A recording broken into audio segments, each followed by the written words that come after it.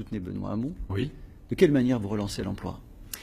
Il y a beaucoup de pistes. Il faut d'abord arrêter la politique d'austérité européenne qui a fait des dégâts considérables. Donc là, on se moque des déficits de la France?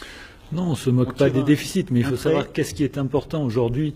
Les nationalismes sont en train de balayer l'Europe.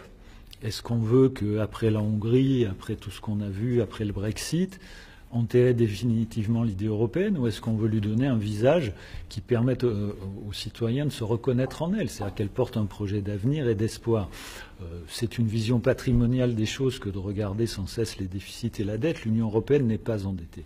Donc il faut un plan de relance européen, puis surtout il faut engager la transition énergétique et écologique dont nous avons besoin. Parce que nous sommes face à une impasse écologique. Si on augmente la croissance et les capacités de production sans limite, on va détruire notre environnement et nous-mêmes avec. Donc il faut se poser les bonnes questions. Moi, vous savez, ça fait 40 ans que j'entends dire on va relancer la croissance. J'entendais déjà Raymond Barre nous dire la fin du tunnel est proche. Puis ça fait 5 présidents qui nous annoncent le retour de la croissance. La réalité, c'est qu'il y a une impasse technologique. On le voit avec la numérisation de l'économie, et écologique, avec les problèmes environnementaux que pose l'impact de la croissance. Donc il faut redistribuer les richesses et partager le temps de travail. Si on continue à penser qu'avec les solutions du passé, un peu plus pour les entreprises, un peu plus pour les salariés, on va retrouver de la croissance, je pense qu'on se trompe lourdement.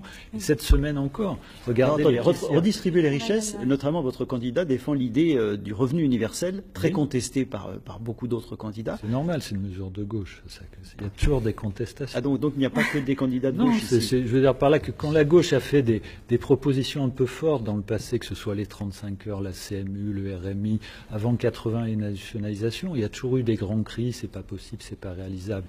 L'histoire du revenu universel, c'est d'accompagner l'économie telle qu'elle est et telle qu'elle va être, surtout dans les années qui viennent, c'est-à-dire un moment où les salariés ne restent plus 40 ans dans une entreprise, mais changent en permanence de statut.